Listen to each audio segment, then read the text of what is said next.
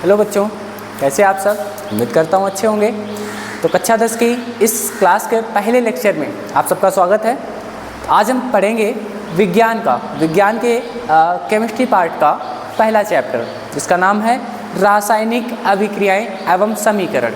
ठीक है, तो स्टार्ट करते हैं। देखते हैं, चैप्टर का नाम है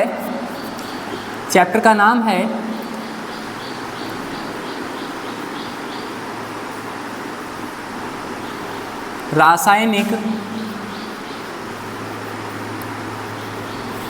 अभिक्रिया एवं समीकरण। क्या नाम है? रासायनिक अभिक्रिया एवं समीकरण। देखते हैं, तो रासायनिक अभिक्रिया एवं समीकरण मतलब chemical reaction and chemical reaction and equations मतलब रासायनिक समीकरण एवं रासायनिक अभिक्रियाएं एवं समीकरण। इस चैप्टर का नाम है विज्ञान की कक्षा 10 की विज्ञान का पहला चैप्टर। तो समझते हैं हम आज रासायनिक अभिक्रिया होती क्या है। क्या समझते हैं कि रासायनिक अभिक्रिया होती क्या है? तो देखते हैं भाई, रासायनिक अभिक्रिया क्या होती है। ध्यान से पढ़ेंगे, हर एक चीज़ को स्टेप बाय स्टेप फॉलो करेंगे।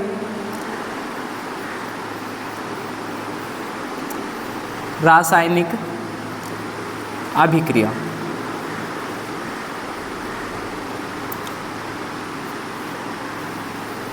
रासायनिक अभिक्रिया। तो क्या होती है रासायनिक अभिक्रिया? हम क्या देखते हैं, हमारे आसपास या हमारे चारों तरफ कई पदार्थ दिखाई देते हैं। क्या दिखाई देते हैं? पदार्थ दिखाई देते हैं। और वही पदार्थ क्या करें, एक पदार्थ या फिर एक से ज़्यादा, दो या दो से ज़्यादा पदार्थ आपस में क्रिया करें। क्या करें? आपस में क्रिया करें और क्या करें, उससे मिलता जुलता या उससे बिल्कुल अलग एक नया पदार्थ बना दे, है ना। तो क्या होगा? रासायनिक अभिक्रिया होगी। तो क्या बोल सकते हैं रासायनिक अभिक्रिया की परिभाषा को? रासायनिक अभिक्रिया की परिभाषा को हम क्या बोल सकते हैं? बोल सकते हैं वह अभिक्रिया। क्या बोलते हैं? वह अभिक्रिया जिसमें एक या एक से अधिक पदार्थ मिलकर, लिखें हम, देखो क्या लिखेंगे, वह अभिक्रिया जिसमें एक या एक से अधिक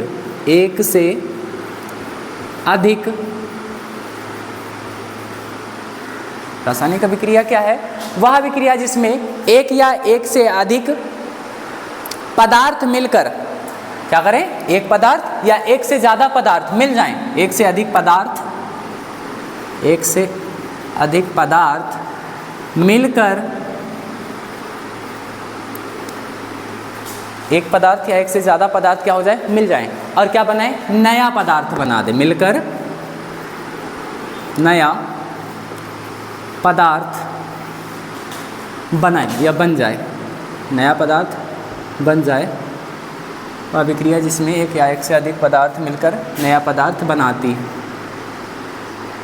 या बनता है, ऐसे बोल सकते हैं, बनता है, उसे क्या कहते हैं? उसे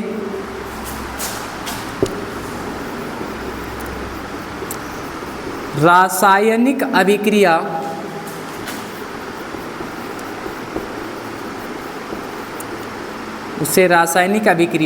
कहते हैं।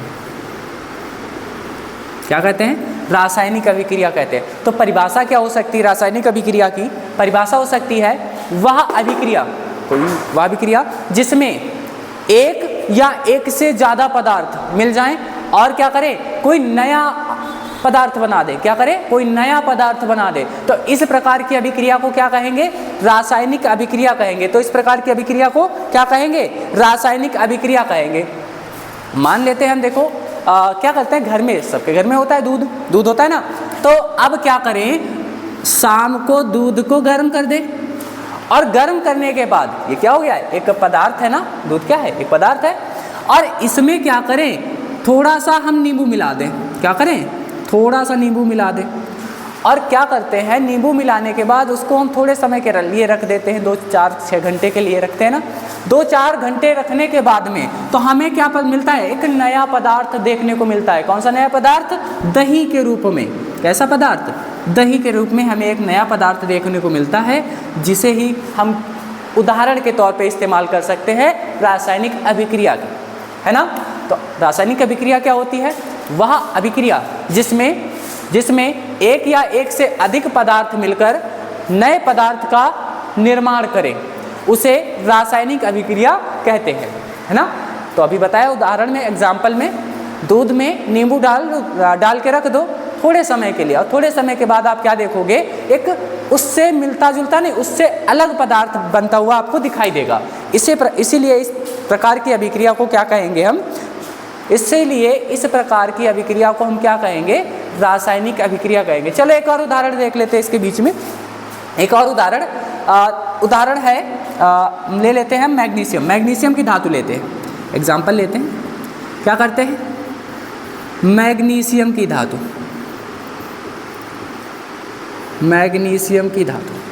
अब वही मैग्नीशियम की जो धातु है, मैग्नीशियम की धातु को वायु में हम जलाते हैं। कैसे, वायु में जलाते हैं, और वायु में जलाने के बाद हमें क्या मिलता है, एक नया पदार्थ देखने को मिलता है, सफेद चूर्ण। किसका, मैग्नीशियम ऑक्साइड का। किसका, मैग्नीशियम ऑक्साइड का।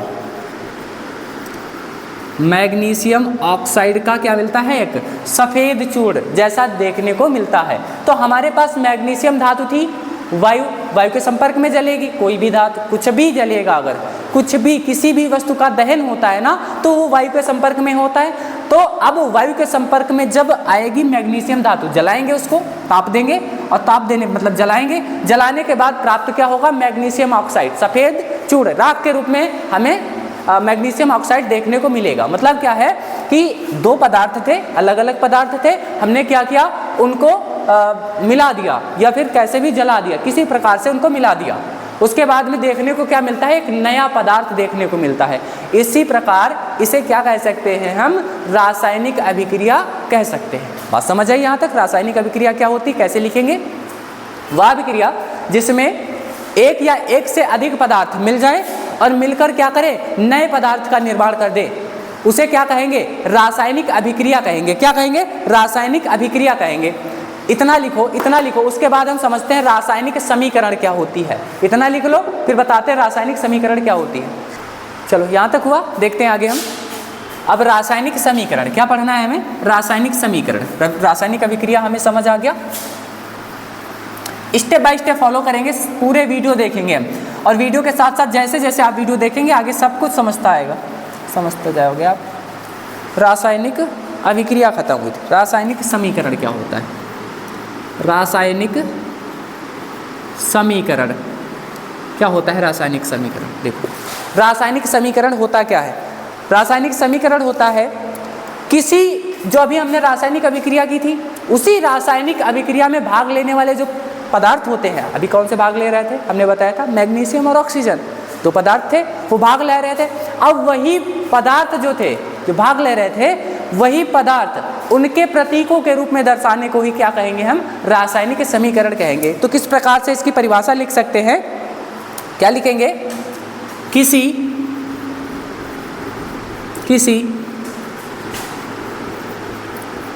रासायनिक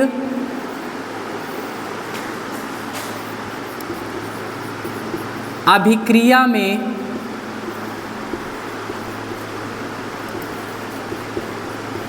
भाग लेने वाले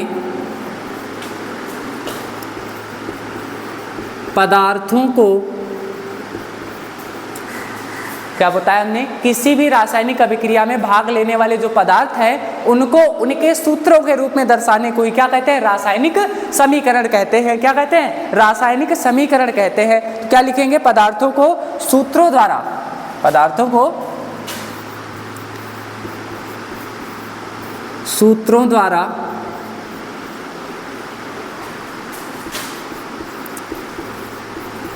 प्रदर्शित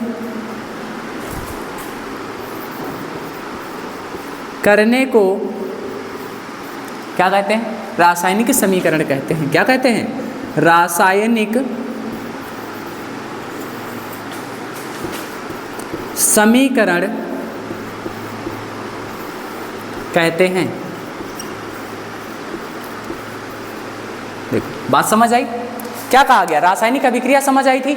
जब कोई भी एक या एक से अधिक पदार्थ आपस में क्रिया कर रहे थे और नया पदार्थ बना रहे थे, तो वहाँ पे क्या था? रासायनिक अभिक्रिया। और वही रासायनिक अभिक्रिया, जो पदार्थ थे ना, वही पदार्थों को या वही रासायनिक अभिक्रिया में जो भाग ले रहे थे पदार्थ या तत्व, उनको उनके सूत्रों द्वारा दर्शाने को ही क्या कहेंगे? हम रासायनिक समीकरण कहेंगे। उदाहरण के तौर पे हम देख लेते हैं। उदाहरण के तौर पे लेते हैं किसी भी दो पदार्थों को। देखो हमने क्या लिया था? पहले हमने उदाहरण में लिया था क्या लिया था? पहला पदार्थ मैग्नीशियम था।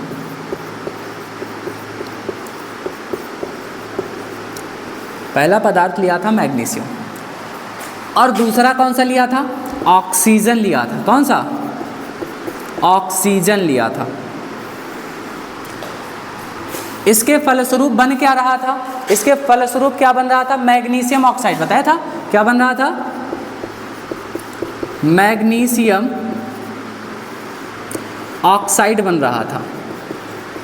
क्या बन रहा था? ऑक्साइड। ये क्या है? उदाहरण में ये क्या है? यह है रासायनिक अभिक्रिया। क्या है? रासायनिक अभिक्रिया। क्या था रासायनिक अभिक्रिया में? दो पदार्थ, अलग अलग दो पदार्थ रासायनिक अभिक्रिया में भाग ले रहे थे और एक नया पदार्थ बना रहे थे। अब इसी को ही, यही जो रासायनिक पदार्थ थे, रासायनिक अभिक्रिया में भाग लेने वाले जो पदार्थ थे, इनको इनके प्रतीकों के द्वारा, ये चिन्हों के द्वारा दर्शाने को ही क्या कहेंगे? रासायनिक समीकरण कहेंगे। देखो मैग्नीशियम को इसके चिन्ह में दर्शाओ। मैग्नीशियम का Mg होता है। क्या होता है? Mg होता है। प्लस लगाए तो प्लस। ऑक्सीजन क्या होता है? O2 होता है। क्या होता है? O2 होता है। एरो लगाए तो एरो। मैग्नीशियम ऑक्साइड का फॉर्मूला क्या होता है? MgO। क्या होता है? MgO होता है। अब ध्यान से देखो, यहाँ पे कहोगे कि यहाँ पे सर जी ये तो O2 है और यहाँ पे तो केवल आपने O लगाया। तो यहाँ पे एक बात बताते हैं हम आपको। मैग्नीशियम, इनकी संयोजकताएं देखते हैं। Mg, मैग्नीशियम की संयोजकता होती है कितनी? +2। कितनी होती है? +2। ऑक्सीजन की संयोजकता होती है -2। अब अगर संयोजकताएं दोनों पदार्थों की सेम है, बराबर है, तो क्या करते हैं? हमको काट देते हैं और बचेगा क्या? MgO बचता है। क्या बचता है भैया? MgO बचता है। वही होता है मैग्नीशियम ऑक्साइड। ठीक है, बात समझ आई? बात रही बैलेंस करने की। हाँ, दोनों तरफ, इधर साइड में भी क्या है? पदार्थ ज़्यादा है। पदार्थ जो है ऑक्सीजन क्या है? 2 है और इधर 1 है। तो बैलेंस करने की बात है तो कर सकते हैं। यहाँ पे 2 ऑक्सीजन थे, यहाँ पे 1 है, तो हम 2 से गुना कर देंगे, 2 ऑक्सीजन हो गए। लेकिन मैग्नीशियम क्या हो? अनबैलेंस। यहाँ पे 2 है और यहाँ पे 1 है। क्या करेंगे? यहाँ भी 2 से गुना कर देंगे, हो जाएगा ना बैलेंस। तो बात समझ आई? रासायनिक समीकरण क्या होती है? रासायनिक अभिक्रिया में भाग लेने वाले जो पदार्थ थे, उनको उनके प्रतीकों के रूप में दर्शाने को ही क्या कहते हैं? रासायनिक समीकरण कहते हैं। यहाँ तक बात क्लियर हुई? यहाँ तक बात समझ आई? यहाँ तक बात समझ आई ना? चलो यहाँ तक लिखो, यहाँ तक लिखो। और उसके बाद देखो, इसमें एक चीज़ और देखते हैं। इसमें क्या करते हैं? एक चीज़ और देखते हैं। यहाँ पे हमने क्या किया? ये एरो लगाया ना, एरो के पहले भी कुछ है और एरो के बाद में भी कुछ है। इसे क्या कहते हैं? इतना नोट करो, बताते हैं। नोट करो। चलो यहाँ तक आया? चलो एक चीज़ और देखते हैं। इसी में हमने अभी बताया कि एरो के पहले भी कुछ लिखा है और एरो के बाद में भी। एरो के पहले भी कुछ पदार्थ हैं और एरो के बाद में भी हैं। तो एरो के पहले जो पदार्थ हैं उनको क्या कहते हैं और एरो के बाद में जो पदार्थ हैं उन्हें क्या कहते हैं? समझते हैं? जो ये एरो के पहले वाले पदार्थ हैं, ये वाले एरो के पहले यही पदार्थ दिखाई दे रहे हैं आपको, ये पदार्थ, इनको क्या कहते हैं? इनको कहते हैं अभिकारक। क्या कहते हैं? अभिकारक कहते हैं। इन पदार्थों को क्या कहते हैं? अभिकारक कहते हैं। और जो इनके फलस्वरूप बन जाते हैं पदार्थ, ये वाले पदार्थ जो होते हैं, इन्हें क्या कहते हैं? इन्हें कहते हैं उत्पाद। क्या कहते हैं? उत्पाद कहते हैं। इन्हें कहते हैं उत्पाद। बात समझते हैं? अभिकारक क्या होते हैं और उत्पाद क्या होते हैं? यहाँ पे हम समझ लें थोड़ा सा। इधर एग्जाम्पल इधर लिख देते हैं। चलो समझते हैं। तो अभिकारक क्या होते हैं, एक पॉइंट करके लिखते हैं। इसके नीचे हम क्या लिखते हैं, क्या लिखते हैं, लिखते हैं रासायनिक अभिक्रिया में, या फिर ऐसे नहीं लिखते हैं, इसको कैसे लिखते हैं, हेडिंग डाल के लिख लेते हैं, हेडिंग डाल के लिख लेते हैं। अभिकारक क्या होते हैं, तो यहाँ पे हेडिंग डालते हैं अभिकारक, आपको भी आसानी होगी लिखने में, समझने में। अभिकारक क्या होते हैं, तो अभिकारक क्या होते हैं, देखो क्या लिखेंगे, रासायनिक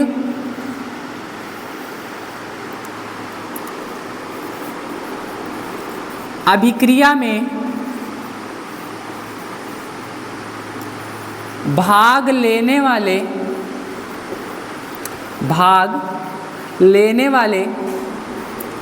पदार्थों को अभिकारक कहते हैं। क्या कहते हैं, अभिकारक कहते हैं। देखो ये रासायनिक अभिक्रिया थी, और इसी रासायनिक अभिक्रिया में जो पदार्थ भाग ले रहे थे, मतलब जो पदार्थ सबसे पहले उस अभिक्रिया को बना रहे थे, उन्हें क्या कहते हैं, अभिकारक कहते हैं। और जो उन अभिकारकों से या फिर उस अभिक्रिया के उपरांत फलस्वरूप जो पदार्थ बनते हैं, उन्हें क्या कहते हैं, उन्हें उत्पाद कहते हैं। तो उत्पाद क्या होता है उसे भी देख लेते हैं। क्या लिखेंगे उत्पाद में, उत्पाद हेडिंग डालते हैं, उत्पाद भी लिखते हैं। क्या लिखेंगे,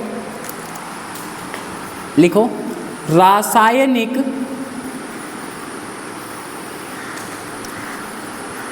अभिक्रिया में, रासायनिक अभिक्रिया के फलस्वरूप, रासायनिक अभिक्रिया के फलस्वरूप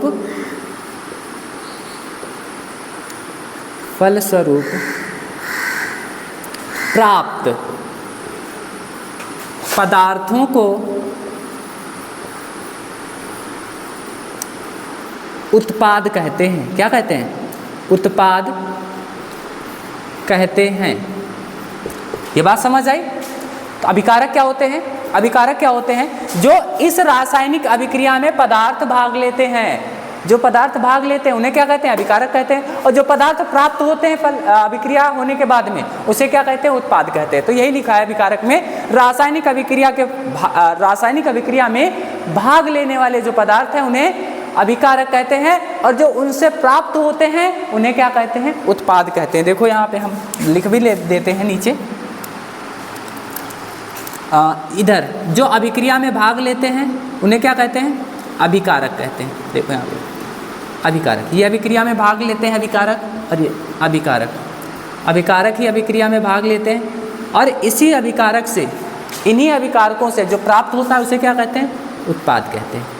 इन्हीं अभिकारकों से जो प्राप्त होते हैं उन्हें उत्पाद कहते हैं। तो उसमें हम लिख सकते हैं उत्पाद नंबर 1, अभिकारक नंबर 1, अभिकारक नंबर 2, अभिकारक नंबर 1, उत्पाद नंबर 1, उत्पाद नंबर 2। ठीक है। अभिकारक जो रासायनिक अभिक्रिया में भाग लेते हैं और जो बनते हैं वो क्या कहलाते हैं, उत्पाद कहलाते हैं। तो यहाँ तक बात समझ आई, इसे नोट करो, इसे नोट करो, फिर आगे और कुछ बताते हैं आपको, इंपॉर्टेंट, मोस्ट इंपॉर्टेंट होने वाला है, इसे नोट कर लो। चलो यहाँ तक बात आई रासायनिक समीकरण तक। अच्छा, रासायनिक समीकरण ये जो है ना, ये इसको लिखने के कुछ नियम भी होते हैं। किस प्रकार से आप लिखोगे स्टेप बाय स्टेप वो बताते हैं। रासायनिक समीकरण को किस प्रकार से आप लिखोगे उसके कुछ नियम होते हैं, वो आपको स्टेप बाय स्टेप बताते हैं। बहुत इंपॉर्टेंट है, इसको आप सही ढंग से समझोगे। अगर आप सही ढंग से समझ लिए तो समझ लो आप रासायनिक समीकरण बना लोगे। देखते हैं,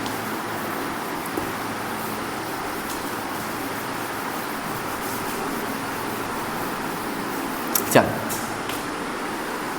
रासायनिक समीकरण लिखने के नियम। अब रासायनिक समीकरण लिखने के कुछ नियम हैं। क्या है भैया नियम, वो देखते हैं, हम स्टेप बाय स्टेप लिखते हैं। जो पहला नियम है रासायनिक समीकरण लिखने का, जो पहला नियम है वो नियम क्या है, देखो क्या नियम है। किन्हीं दो अभिकारकों या उत्पादों के बीच क्या किया जाता है, पहला नियम जो है वो है किन्हीं दो अभिकारकों व उत्पादों के बीच क्या लगाया जाता है? एक चिन्ह लगाया जाता है, एक चिन्ह लगाया जाता है। कौन सा चिन्ह? ये प्लस का चिन्ह। कौन सा चिन्ह लगाया जाता है? प्लस का, बीच चिन्ह लगाया जाता है। अब ध्यान से समझो, हमने अभी कोई एक समीकरण की थी, रिएक्शन लिखी थी ना। देखो यहाँ पे लिख के दिखाते हैं आपको। हमने यहाँ पे किया था MgO, magnesium plus oxygen O2, क्या बना था? MgO बना था। ध्यान से देखो, यहाँ पे क्या है? ये अभिकारक है, अभिकारक। तो अभिकारकों के बीच क्या बोला गया? दो अभिकारकों के बीच में कौन सा चिन्ह लगाया जाता है? प्लस का। सीधी सी बात, पहला नियम तो यही हो गया कि मतलब दो अभिकारक या फिर उत्पादों में भी हो सकते हैं, दो उत्पाद भी हो सकते हैं। तो दो अभिकारकों के बीच में या फिर दो उत्पादों के बीच में अगर दो हैं, अगर कोई दो अभिकारक हैं या दो उत्पाद हैं, तो उनके बीच में कौन सा चिन्ह लगाया जाता है? प्लस का। दूसरा नियम क्या कहता है? देखो दूसरा नियम क्या है? दूसरा नियम है अभिकारक को बाईं ओर तथा उत्पाद को दाईं ओर लिखा जाता है। देखो अभिकारक को किधर? बाईं ओर, और उत्पाद को दाईं ओर। इसको लिखते हैं, क्या लिखते हैं? अभिकारकों को बाईं ओर, कैसे? बाईं ओर तथा उत्पादों को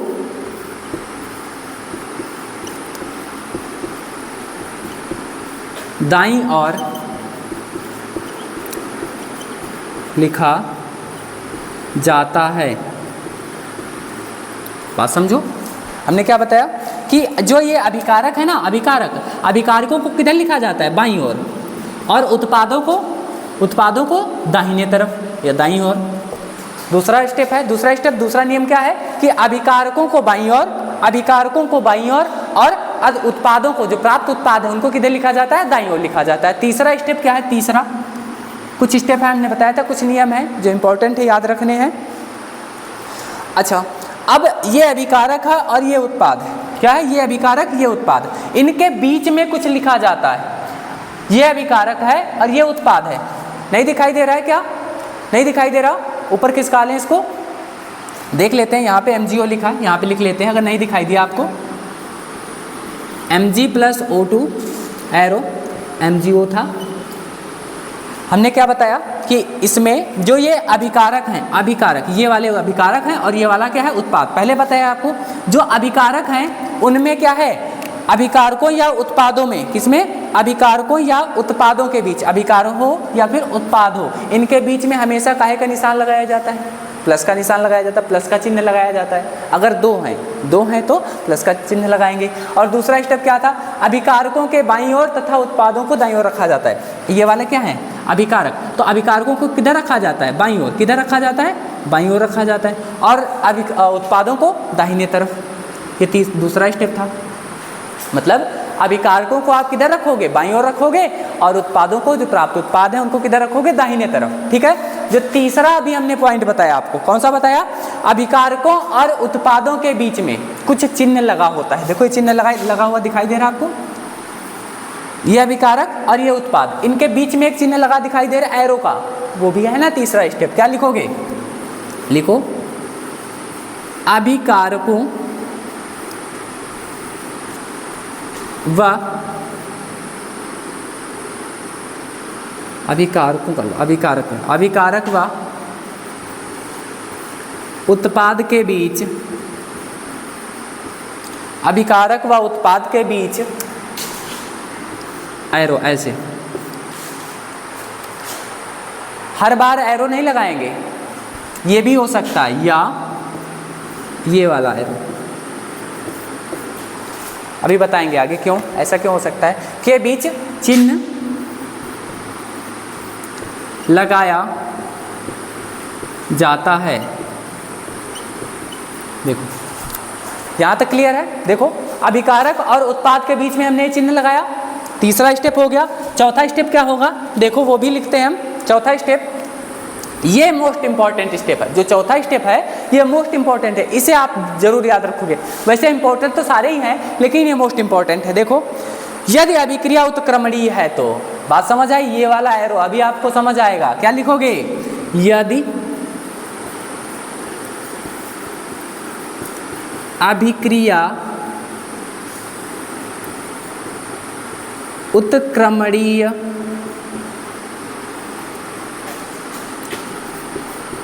है तो, यदि अभिक्रिया उत्क्रमणीय है तो अभिकारक उत्पाद के बीच क्या है?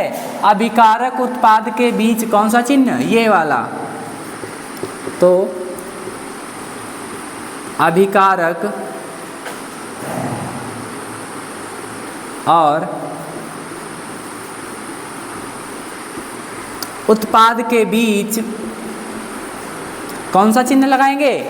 ये उत्क्रमणीय वाला चिन्ह, ये वाला, दोनों तरफ हाफ हाफ एरो, ये वाला चिन्ह लगाएंगे। के बीच चिन्ह लगाते हैं। यहां तक बात समझ आई? बात समझ आई? यहां तक चिन्ह लगाते हैं या फिर निशान लगाते हैं, दोनों बात सेम है। यह अभिक्रिया कैसी हो सकती है? यह अभिक्रिया दोनों तरफ से हो सकती है। ये भी लिख लो, अभी बताएंगे कैसे। यह अभिक्रिया दोनों ओर से, यह अभिक्रिया दोनों ओर से हो सकती है। ये 4 के 4 स्टेप हैं किसी भी अभिक्रिया को बनाने के लिए। अब पूरी की पूरी हम अभिक्रिया बना के आपको दिखाते हैं उदाहरण के तौर पे, ठीक है। देखो, सारे स्टेप फॉलो करके दिखाते हैं। पहले स्टेप में क्या बताया गया? रासायनिक समीकरण लिखने के नियम में पहला स्टेप बताया गया कि किन्हीं दो अभिकारकों व उत्पादों के बीच किसका? प्लस का निशान लगाया जाता है, चिन्ह लगाया जाता है। देखो, हमने अभी बताया ये हो गया कार्बन और ये हो गया ऑक्सीजन, ठीक है ना। कार्बन और ऑक्सीजन, इससे प्राप्त क्या होता है? Carbon dioxide. ये प्राप्त होता है कार्बन और ऑक्सीजन से क्या प्राप्त होता है? Carbon dioxide. तो अब इधर वाले पदार्थों को क्या हम बोल रहे थे? अभी बताया था, इधर वालों को बोल रहे थे अभिकारक और प्राप्त हो रहे थे उन्हें क्या कह रहे थे? उत्पाद कह रहे थे। तो पहला स्टेप क्या है कि इन्हीं दो अभिकारकों या फिर उत्पादों के बीच में काहे का चिन्ह लगाते हैं? प्लस का। तो भैया यहाँ पे अभिकारक 2 दिखाई दे रहे हैं तो इनके बीच प्लस का लगा देंगे। उत्पाद में है नहीं तो कोई बात नहीं, छोड़ दो। अभिकारकों को बाईं ओर, अब यहाँ पे देखो ध्यान से, अभिकारक हैं ये, अभिकारकों को किधर रखेंगे? बाईं ओर, और उत्पादों को किधर रखेंगे? दाहिने तरफ। अपने से इधर खड़े हो, अपने से दाहिने की तरफ किधर रखेंगे? किसको रखेंगे? उत्पाद को। और अपने से बाईं ओर अभिकारकों को रखेंगे। अच्छा, तीसरा स्टेप क्या है? अभिकारक व उत्पाद के बीच, ये देखो, ये वाला अभिकारक और ये उत्पाद, इसके बीच में चिन्ह लगाते हैं। काहे का चिन्ह लगाते हैं? एरो का चिन्ह लगाते हैं। अगर अभिक्रिया एक ही तरफ से हो रही है तो एरो का चिन्ह लगाएंगे इसका। अगर अभिक्रिया दोनों तरफ से हो रही तो बताएंगे। अगर अभिक्रिया एक ही तरफ से हो रही तो एरो का चिन्ह लगाएंगे आगे की तरफ। देखो, कार्बन ऑक्सीजन के साथ क्रिया करता है और क्या बना लेता है? Carbon dioxide. क्या बनाता है? कार्बन डाइऑक्साइड बनाता है। तीसरा स्टेप हुआ। चौथा स्टेप क्या है? चौथा स्टेप, यदि अभिक्रिया उत्क्रमणीय है। उत्क्रमणीय जानते हो? अभिक्रिया मतलब दोनों तरफ से हो रही है। यदि अभिक्रिया दोनों तरफ से हो रही है, और दोनों तरफ से अभिक्रिया कब होगी? कब होगी? आपने कभी बर्फ देखा है? हाँ देखा है, सबने बर्फ देखा है। तो बर्फ से पानी बनाते हैं और पानी से बर्फ बना लेते हैं, हो जाता है ना दोनों तरफ से। देखो क्या किया यहाँ पे, सबसे पहले बर्फ ले ली और बर्फ से बना लिया पानी। बर्फ से क्या किया गया? पानी बना लिया गया। और थोड़े समय के बाद क्या होता है? पानी को फिर ठंडा करने की आवश्यकता होती है। गर्मियों में क्या होता है? हम रेफ्रिजरेटर में क्या करते हैं? बर्फ जमा लेते हैं। और क्यों बर्फ जमाते हैं? कि गर्मी ज़्यादा है, अपने यूज़ में इस्तेमाल में ले आएंगे।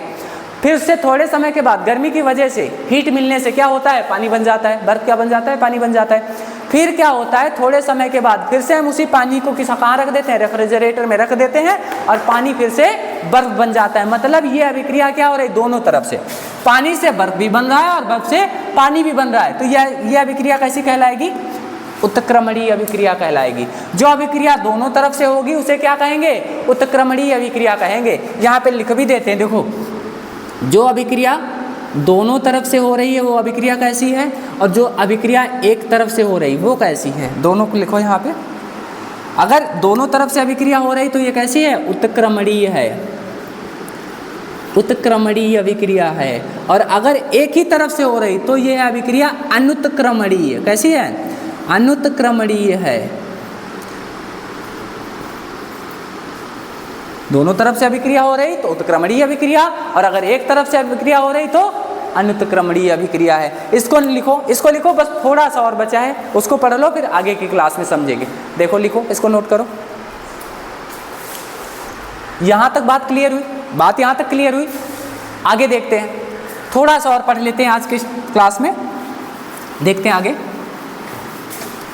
इसको हटा देते हैं, ध्यान से पढ़ो, सारी क्लासें लो आप, स्टेप बाय स्टेप पूरा चैप्टर खत्म करेंगे, कोई भी क्लास मिस नहीं करनी है। अगर आप कोई भी क्लास मिस करोगे तो फिर आगे की जो आने वाली क्लासें हैं वो समझ नहीं आएंगी। चलो, हमने रासायनिक समीकरण भी देख ली और रासायनिक अभिक्रिया भी देख ली। तो रासायनिक अभिक्रिया क्या होती है ये भी समझ लिया, रासायनिक समीकरण क्या होती है। अब आगे के स्टेप में हम देखते हैं, कुछ रासायनिक अभिक्रियाएं होती हैं, उनके बारे में हम पढ़ेंगे। तो सबसे पहले एक रासायनिक अभिक्रिया पढ़ लेते हैं, संयोजन अभिक्रिया। कैसी? संयोजन अभिक्रिया इंपॉर्टेंट है, बहुत बार पेपर में पूछी गई एग्जाम में। संयोजन अभिक्रिया, संयोजन अभिक्रिया मतलब addition reaction. Addition, A double D होता है, हाँ एडिशन होता है, A double D, addition reaction. चलो, संयोजन अभिक्रिया क्या होती है? बहुत इंपॉर्टेंट, मोस्ट इंपॉर्टेंट अभिक्रिया है, इसे समझते हैं। तो संयोजन, संयोजन मतलब आपको नाम से ही पता चल रहा हो, संयोजन मतलब संयोग होना। संयोजन अभिक्रिया को एक और नाम से जानते हैं हम, योगात्मक अभिक्रिया।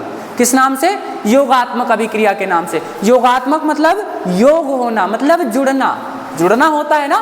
तो संयोजन अभिक्रिया क्या होती है लिख सकते हैं हम, कैसे लिखेंगे? जब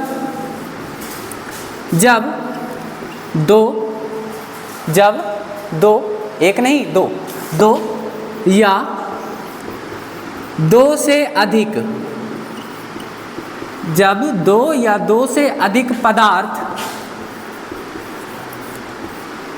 मिलकर,